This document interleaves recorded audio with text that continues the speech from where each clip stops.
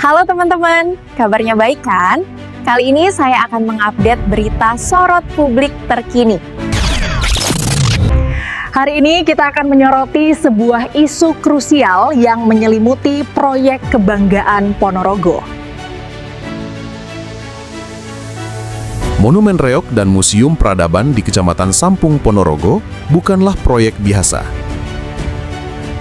Ini adalah ambisi besar pemerintah Kabupaten Ponorogo untuk membangun ikon budaya yang mendunia.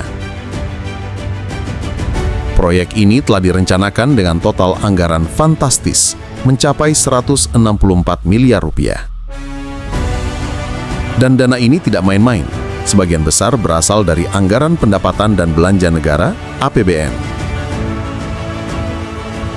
Sejak dimulainya pada tahun 2023 hingga pertengahan 2025, pembangunan fisik proyek ini sudah menyerap sekitar 73,8 miliar rupiah. Ini berarti sebagian besar monumen dan struktur dasar museum sudah berdiri. Namun, di tengah perjalanan proyek yang masih panjang, angin kencang menerpa Kabupaten Ponorogo. Bupati Sugiri Sancoko kini telah ditetapkan sebagai tersangka oleh KPK terkait kasus dugaan suap dan gratifikasi. Sebuah kasus yang tentu saja menimbulkan pertanyaan serius tentang pengelolaan anggaran di masa kepemimpinannya. Lalu, bagaimana nasib sisa anggaran proyek yang masih sekitar 90,2 miliar rupiah? Dan yang lebih krusial, apakah kasus hukum bupati akan mempengaruhi kelanjutan pembangunan Monumen Reok?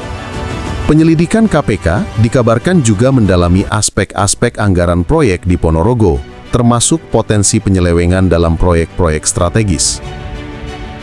Jika terbukti ada penyelewengan dana dalam pembangunan Monumen Reok, akankah proyek ini terhenti? Secara umum, proyek strategis yang didanai APBN dan sudah berjalan dengan progres fisik yang signifikan, cenderung akan tetap dilanjutkan. Penghentian total akan menimbulkan kerugian negara yang lebih besar dan merugikan kepentingan publik. Namun yang pasti, jika ada temuan penyelewengan, proyek ini akan menghadapi: pertama, audit menyeluruh dari KPK dan BPK terhadap setiap rupiah anggaran. Kedua, penundaan dan peninjauan ulang.